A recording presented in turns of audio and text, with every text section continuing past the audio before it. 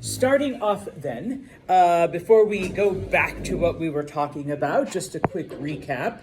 If you recall, we enter a time period where globally there is a drought that affects various parts of Asia and parts of Europe and whatnot.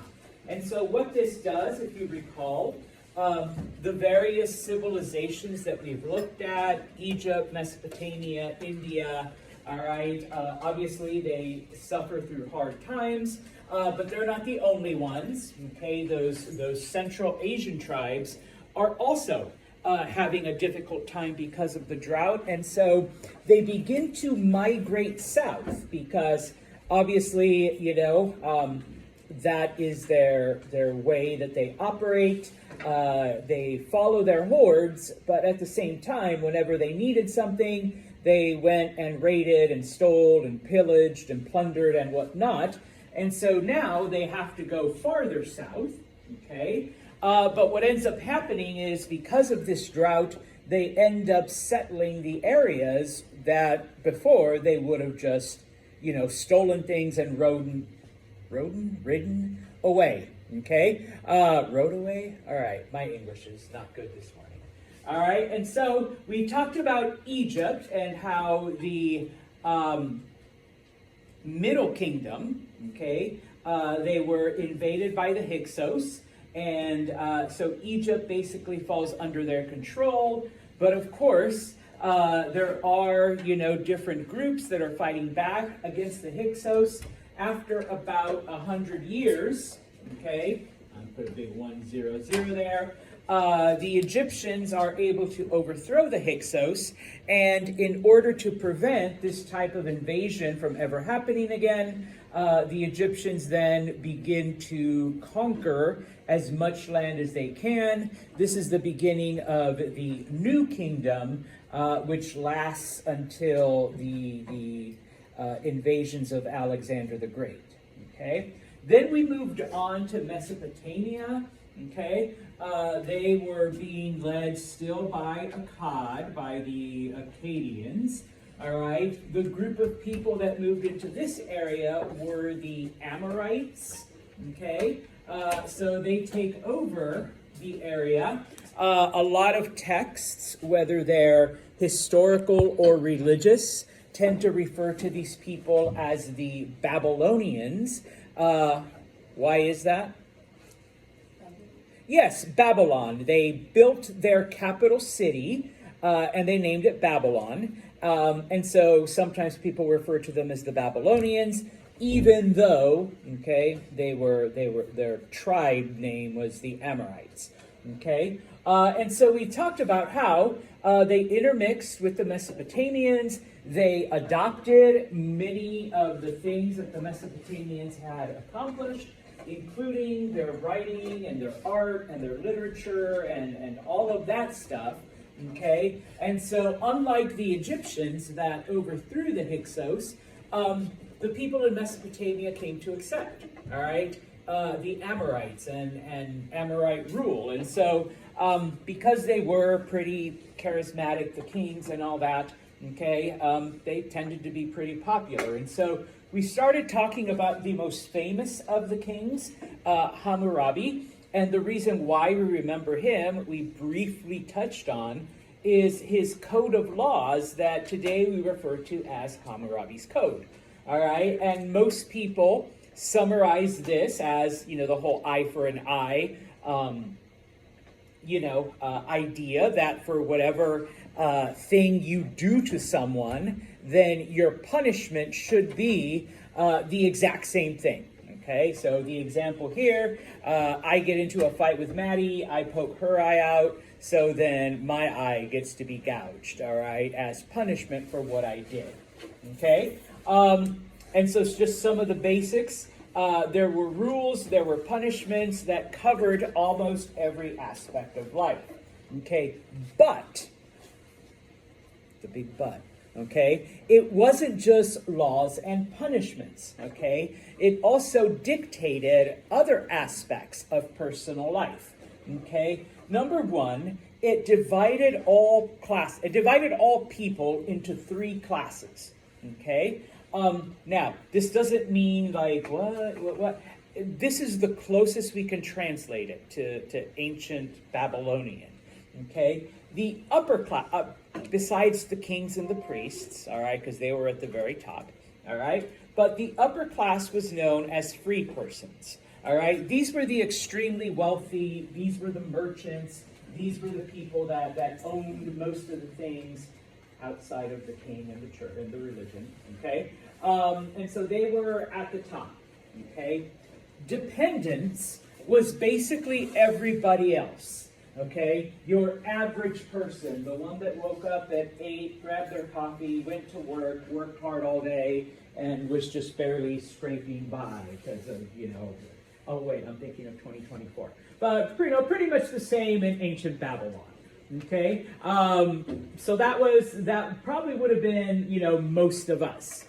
Now, at the very bottom were the slaves. Okay, now slavery has existed for almost as long as humanity has.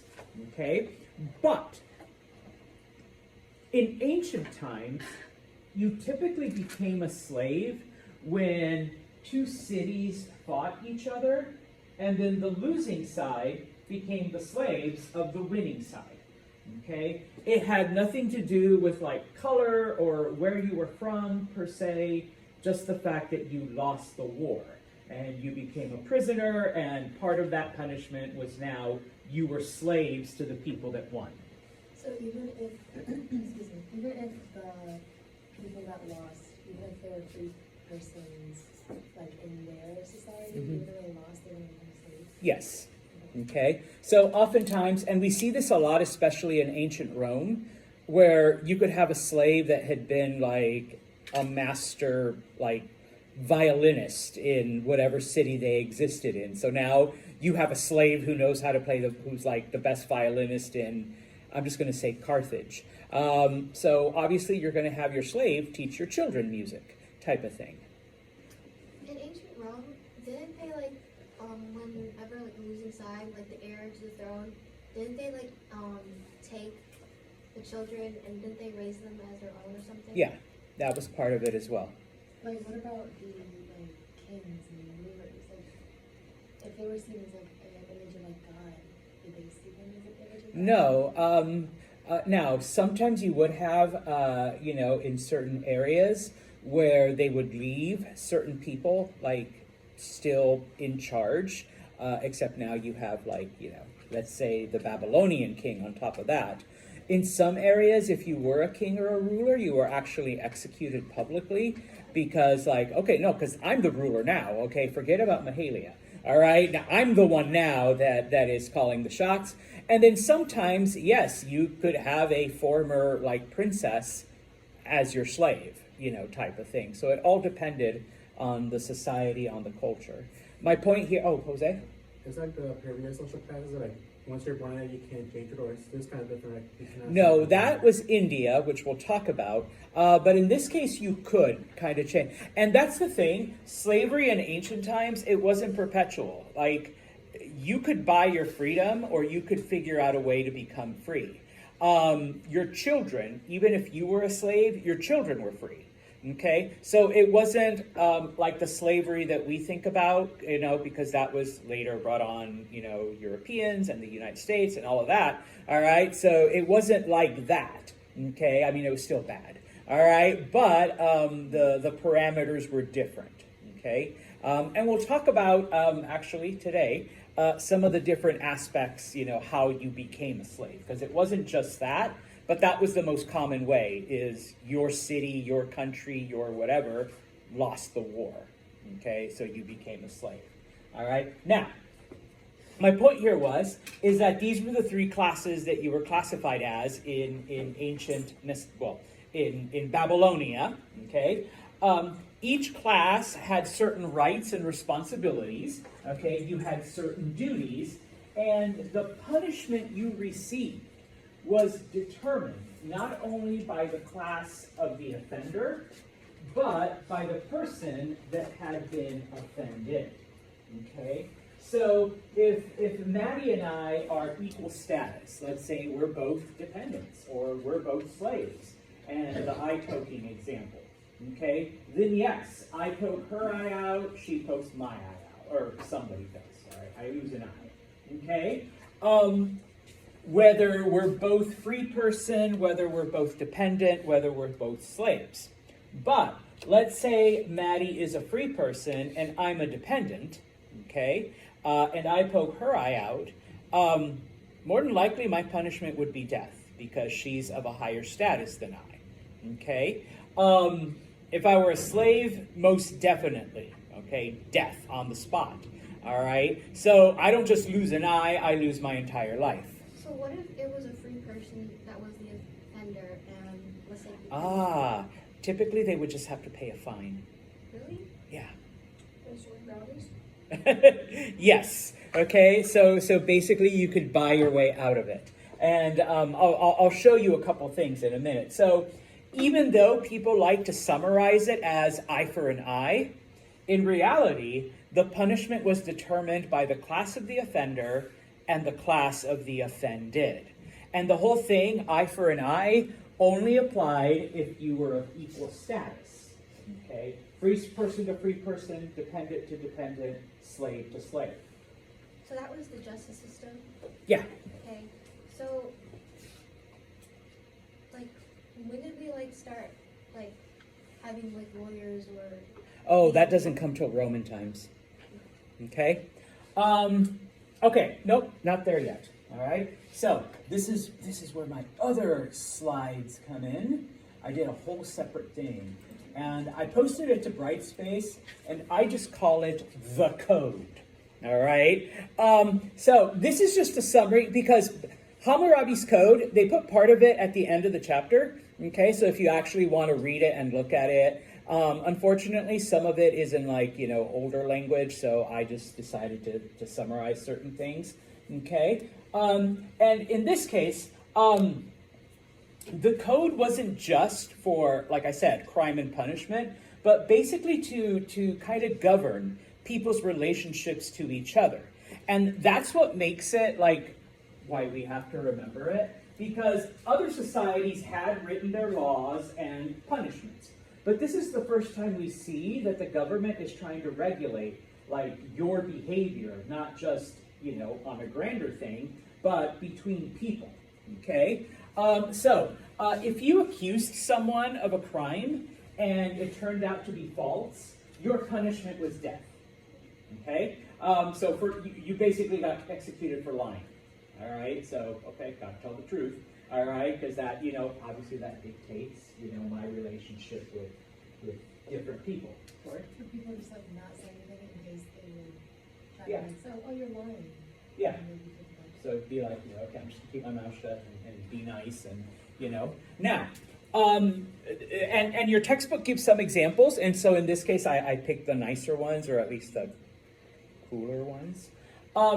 If you accuse someone of sorcery, like I accuse Maddie of being a witch. All right, she's a witch. All right, I saw her do magic. I saw the cauldron and the black cats, and no, I'm thinking Salem. Okay, but I accuse her of sorcery. Okay, if I can't prove it, okay, I say she's a witch, and suddenly they're like, okay, we don't see any witch stuff. I mean, it's her hut, she seems like a normal person. Then I would be thrown in the river as my punishment, okay? If I drowned, then Maddie would get all my stuff, because obviously if I drowned, it proved that I was lying. Wasn't part of that they had to bind your hands to? Yeah, okay? Well, because if you're telling the truth, if you survive, okay, type of thing, then yeah, all right, then obviously the gods are protecting you, so, okay, you are a witch. And so we kill the witch and I get her stuff, okay, so yeah, okay. Later on, the Germans and the Pilgrims would call this trial by faith. All right, because obviously if the gods, or in this case God, is on your side, what the Germans would do, they would throw you off a cliff And if God was on your side, then angels would come and rescue you. It's like, oh, I guess you're not a witch. If you died, they're like, well, obviously they were a witch. Otherwise, God would have sent angels to catch them. And if they're like, well, what if we made a mistake? Well, if we made a mistake, then they will obviously go to heaven because they really were good. So it's like win-win-win either way, okay? You just get to heaven sooner. What if you were alive and all your bones got broken? Oh, sorry, you'll still go to heaven. So that's okay. Okay? Anyways, I already said if you perjured yourself, if you lied, punishment was death. Okay? If you did not keep track of your business dealings, because remember, we took writing from the Mesopotamians, and most of the writing tablets we found is either Karen saying you gave me the wrong tin or all kinds of sale receipts, so there's no excuse to not have it written down, then obviously you were a thief, you stole it. If you can't prove that you bought it, show me your receipt, all right? No offense, they were worse than those Walmart people. Show me your receipt, damn it. All right, and so if you couldn't prove it, boom, you're a thief and you deserve death. Did everyone just have a stack of stone tablets somewhere? They must have, okay? And so, now when it came to theft, and this is where it favored the freemen. If you stole from the church, if you stole from a priest, you had to pay back 30 times the amount that you stole, okay? Obviously, if you're rich, you can afford it. If you stole from the upper class, from the freemen, then you had to pay back 10 times what you stole. If you had no money, then into the river, okay? Type of thing, all right? So you get executed, okay? A couple of other things. If you were to help somebody's slave escape, death. If you hit a slave, death. If you helped find a slave that had escaped, then you would receive 2 shekels of silver. A shekel is just a coin. You receive 2 silver coins as a reward for capturing a slave that had run away. Okay? In this case, I'm not going to go through all of them, but if you commit adultery, and in this case, it's more punishment towards the woman because women were seen as the property of men. All right? If a woman commits adultery, then her and her lover are thrown into the river and drowned. Okay? If the husband wanted to forgive his wife, she would be spared from death. The lover is still thrown. In the side piece is still drowning. Let's update the language. Or the king. If the king decided to forgive you, ladies, then you would be allowed to live and your side piece would get thrown in the river. Okay? All right. If somebody accuses you of adultery, ladies, of fooling around on your husband, but it turns out to be false, women were still expected to kill themselves to preserve their husband's honor. Okay? And of course, death is by drowning. Okay? The rivers were right there, so it was just easier. Did people go and watch the executions? Oh, yeah. They were public spectacles. Back then, obviously very poor psychology, but it was felt that if you watch someone die for a crime, it would motivate you to not commit crimes. Which, I mean, go talk to any of the psych professors or, Dr. Kavik or Dr. Redelges, whatever. It's not true, okay? It's not a deterrent, all right? And in fact, if you're like some sicko, you'd be like, yeah, drown, baby, all right? Or whatever. Bring their kids too. Yes, people would cheer, when we get to the French Revolution, yes, people would be out there, wow, yeah, there goes the head, watch it roll off the guillotine. And yes, children would be there. It was considered this is before Netflix, okay, so you got to watch something. All right, so it's kind of like, it was considered entertainment, okay? Now, once again, ladies, you were seen as property. Okay, so Hammurabi's Code is one of the first things to take a woman and say, sorry, Tori, your father is responsible for you until you get married. Now, your husband is responsible for you. Okay? And of course, since statistically women outlive men, okay, your husband dies either by natural causes or maybe, you go off to war, you get killed. Oh, Tori says, I'm going with Britain. No, okay, because now your eldest son is responsible for you, okay? And so, yes, you were constantly under the watch, the control, the whatever, of whatever closest male relative was in your life. Never mind, you just answered my question. If you had no children, Yeah, or if you had no sons. then it would be, in many cases, it would be like an uncle or a brother, or even like, let's say you had all daughters, then your son-in-law, your daughter's husband, then would be responsible. Okay? Kiara's like, well, fuck that. No, but yes, you were constantly under the control of a man. Okay? In this case, it lists different things like, because once again, if let's say your husband went to war, if he died, it was one thing, okay? But if he was captured, if he was like surrendered, all right. Well, in this case, you were expected, ladies, to wait for your husband to be released at some point, okay? So you are, once again, you're under the control of your brother, your son, your whatever, okay? If you do go off and get married to someone else, then you were expected to die, okay? And in this case, when I put M, if there's like another male in your family, okay? So if you get married to someone else that isn't like a next male in line, you die. If there are no other men in your family to take responsibility for you, then it's okay for you to get remarried because you need a man to be responsible for you. Okay? If there are no men in your life to take responsibility for you, and you marry someone else, and you have children, then let's say 5 years later, your husband is released from prison because he was captured in war, okay, or he escapes or whatever, then you have to go back to your first husband, but you can't take your kids with you. They stay with your second husband because they're his children, not your first husband's children. Okay?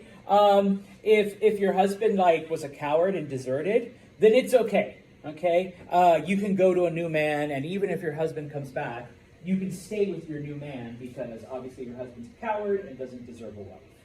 Okay? So, I'm sorry, I wasn't ignoring you. I needed to finish. Was incest common? Cousins married cousins. Yes, it was fairly common. Amongst royalty, sometimes brothers married sisters or uncles married nieces.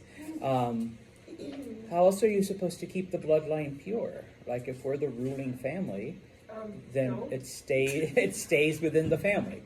Okay, you don't bring in outsiders.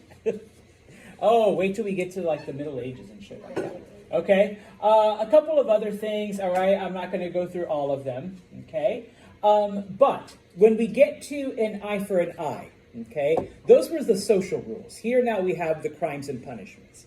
Okay, like I said, okay. The punishment was determined by the class of the offender and the class of the person offended. Okay? Now, if you're a free man, okay, and you hurt somebody else of a lower class, then yes, you just pay a fine. All right? And even though Maddie was, I think, being a little sarcastic, it is kind of true today. If you're rich, you can just pay a fine and you avoid jail time, you avoid whatever. Okay? If the victim is a slave, if you end up killing a slave, then you owe or causing irreparable harm to a slave, you owe the owner half of what the slave is worth. Okay, so you have to pay a fine there. All right? And the example, once again, of a tooth, okay, because the whole thing is eye for an eye, tooth for a tooth. Okay? Once again, I punch Maddie, we're both free men, she loses a tooth, then someone's going to pull mine out. Okay? If we're of different ranks, then I have to pay Maddie a third mana upside. Once again, I have to just pay a fine, and I keep all my teeps. All right, all my teeps stay in my mouth. Okay, so yeah, and then of course, if it's a lower class against an upper class, let's say I knocked out, Maddie's tooth.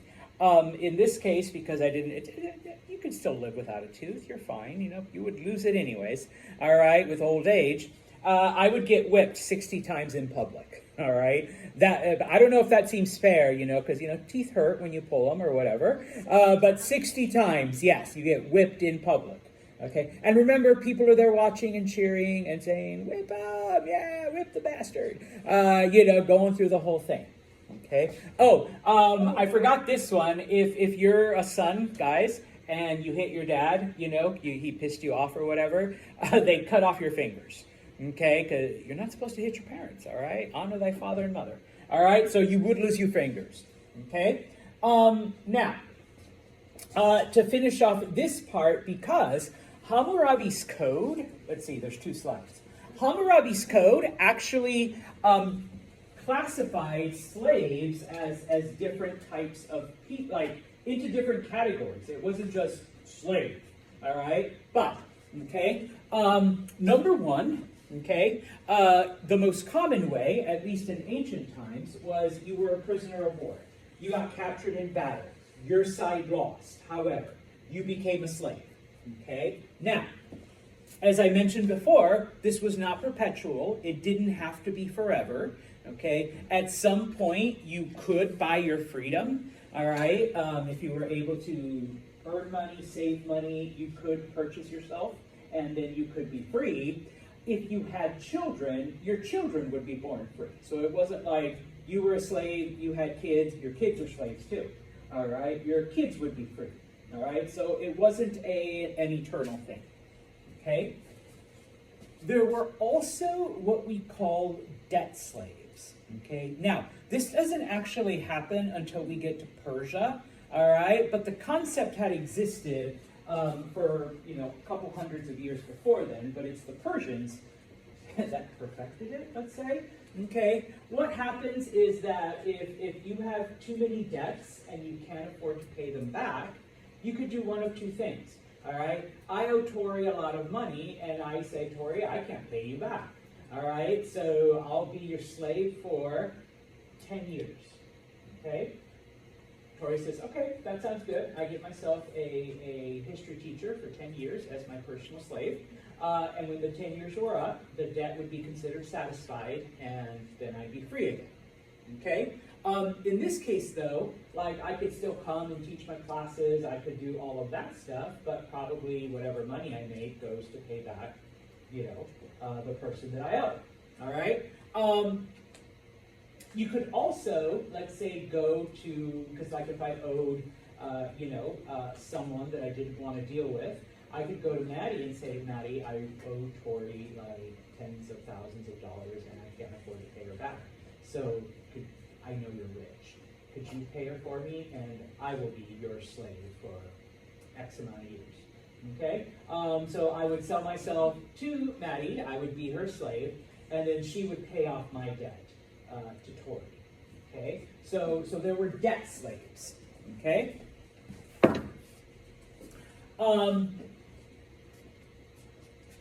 Later on, some cultures, including the Babylonians, if you committed a crime, all right, and you couldn't afford to pay, if it was something that required a fine, all right, not murder or anything like that, but you could not pay the fine, okay, then you would be sentenced to slavery, okay.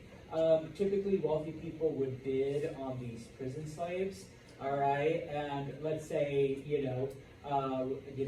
Santos was accused of, vandalism. I get, sentenced to 3 years as a slave. Then you guys go to a slave market, you bid, and I have to be your slave for those 3 years, okay? And so once your sentence is up, then yes, you get your freedom. So it could be then that was your prison sentence, okay? one of the saddest ones, because back then people had just all kinds of kids. No birth control, no, anything like that. So, plus, once it got dark, not much else to do but make babies, or at least the act of it. Okay. All right, and so people would, have lots of kids. Most people were just scraping, were just, living day to day. And if you had too many children and couldn't afford to feed them all, better than letting them starve, you could sell a few of them into slavery. One, you get money. Two, you eliminate a mouth to feed. So it's like win-win for the parents.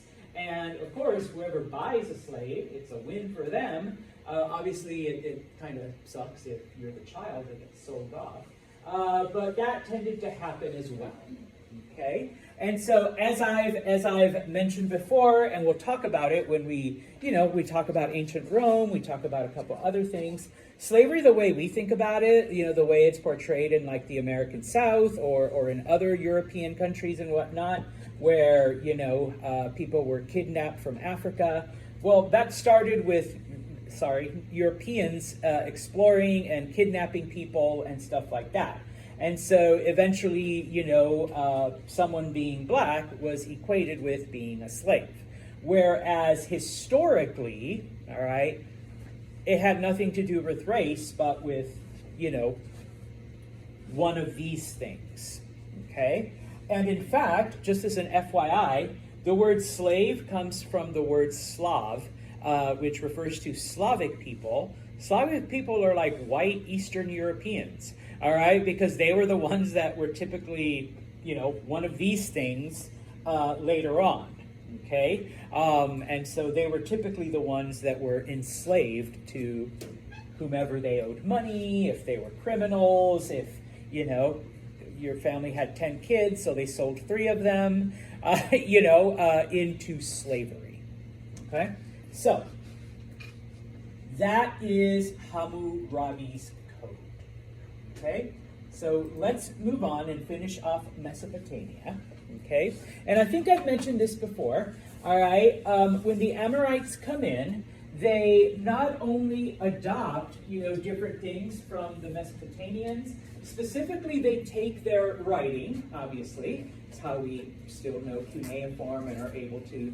As I mentioned, they adopted it to their language the same way the same alphabet is used in English, Spanish, French, kind of sort of German. All right, all of that. This is how we get. It's through the Babylonians. Is because when we found the tablets, it was written in Babylonian, but in cuneiform. But it talks about a time way before when it was Sumer and the Mesopotamians.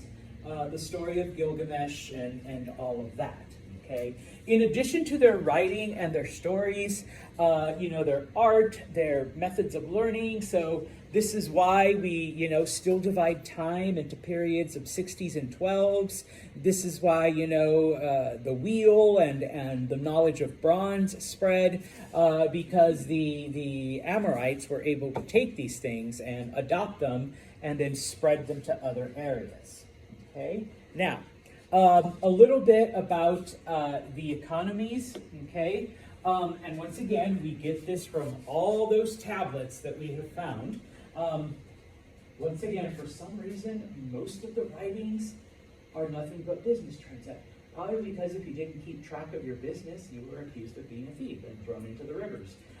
So yes, everybody kept track of all their business dealings. All right, we know that they had like private enterprise. People would start their businesses and work for themselves. Okay, one thing that the Mesopotamians or the Amorites did that eventually, once again, we see in ancient Rome, instead of the government collecting taxes, because as much as we all love taxes, right? We like how we're supposed to make $10 an hour, but when we get paid, it's not that. All right? Some of you guys are like, oh. Yeah, but your what are taxes used for? Yeah, it's supposed to be used to run the government and all of the. Rocco's already going. Yeah, yeah, I know the roads. So obviously it's not being spent on the roads. But yes, okay. Well, one of the things that the Mesopotamians came up with, because I mean, I was being sarcastic. I hate paying tax. I'm not going to the IRS saying, can I pay more in taxes? I want to make sure, like, you know, Joe Biden has a nicer bed, and I want my road to be nicer. Can I just pay more? No. Okay, nobody's doing that. Although, just FYI, you actually can go to your HR department and be like, can you take my money out of my check into taxes? Tori's like, what? Why would you do that? But you can. But anyways, all right, nobody, you know, and we hate the government for it. The Amorites were like, let's shift the hate to other people, all right? So they allowed private tax collectors, all right? So we have Jose's Taxes and More. He would go out and collect the taxes from the people, taking his cut, of course, all right? And then turn that over to the government, okay? Now, the thing is that the government would only accept taxes in silver. All right, most people didn't have back then quick access to silver. So, you know, if Luca here was a goat farmer, he would pay, you know, 10 goats in taxes. All right, Jose is like, I'm not going to give the king 10 goats. Figure out the value of those 10 goats, and then, you know, give the equivalent amount in silver to the king. All right, obviously keeping a little bit for himself. All right, because, you know, that's the finder's fee. All right, and, you know, if Josie was an apple farmer, then, you know, she would pay her taxes in apples. And once again, Jose would take that and then exchange it into the appropriate amount of silver, take his own cut, and then give that to the king and say, well, then Josie and Luca have paid their taxes already. They already gave a part of what they made. Okay?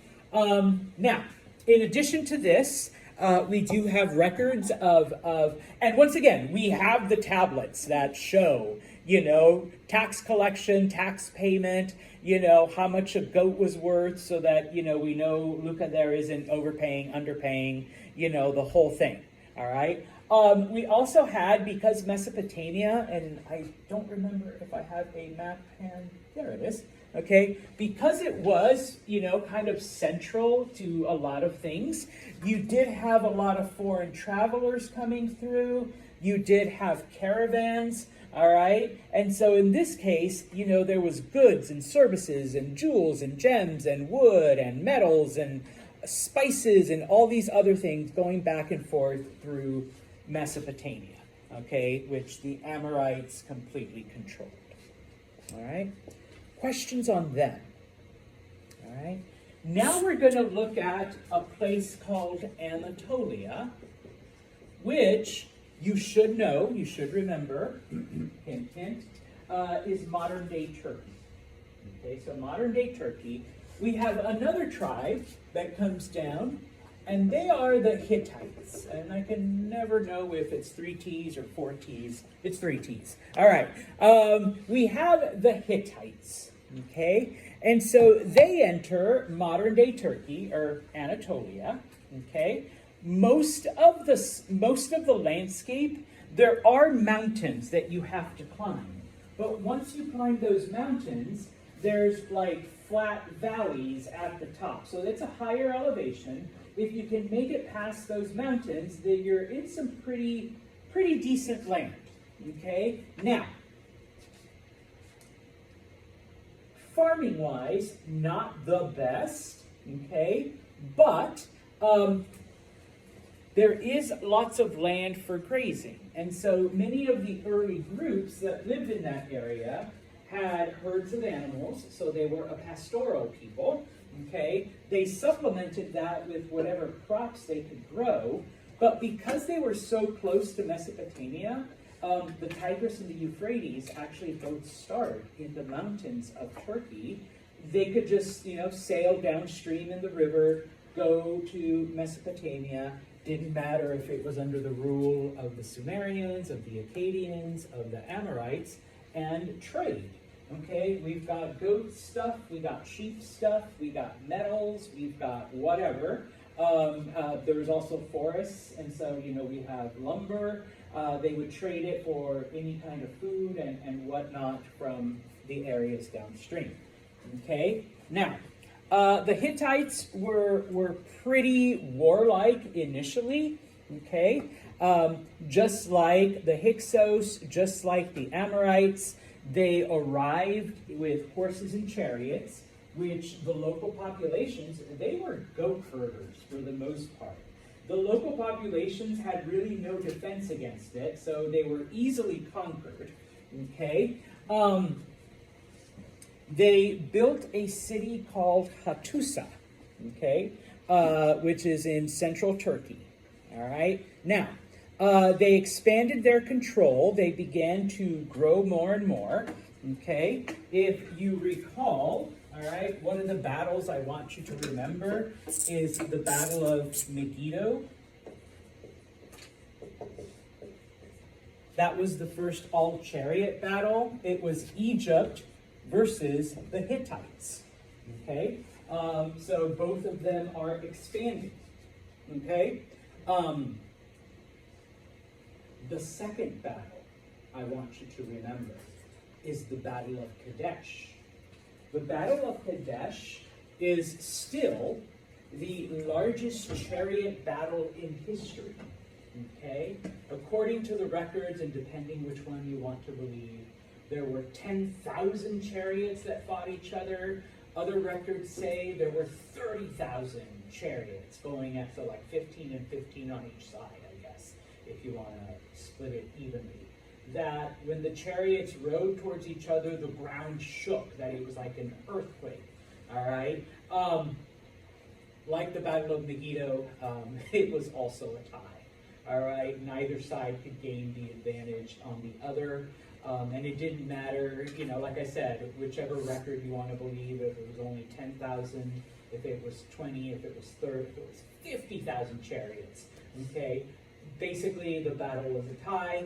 And so from this point on, the Hittites realized, okay, we've conquered the people that we can conquer. We've met the Egyptians, and we can't get past them. So from this point on, the Hittites become negotiators. Okay, they establish a peace treaty with the Egyptians, and in many other areas, they continue to, practice diplomacy. Okay.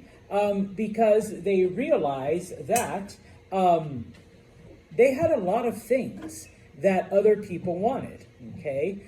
Mainly metals, mainly, like copper and tin, which we need to make what?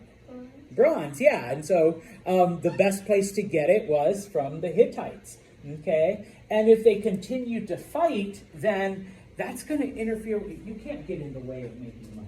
All right, and so, fighting with other people would get in the way with that. So after this, this stalemate with Egypt, they decide to, okay, hey, let's negotiate, let's trade. It makes more money for everyone, okay? And so the Hittites then are known for that.